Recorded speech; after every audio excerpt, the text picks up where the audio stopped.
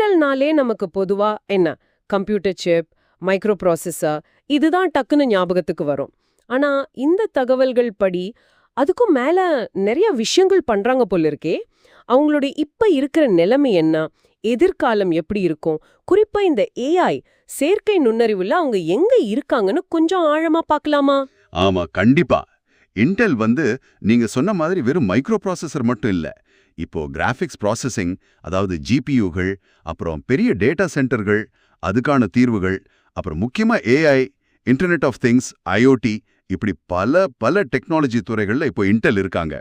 இந்த ஆதாரங்கள் அதை தெளிவா காட்டுது.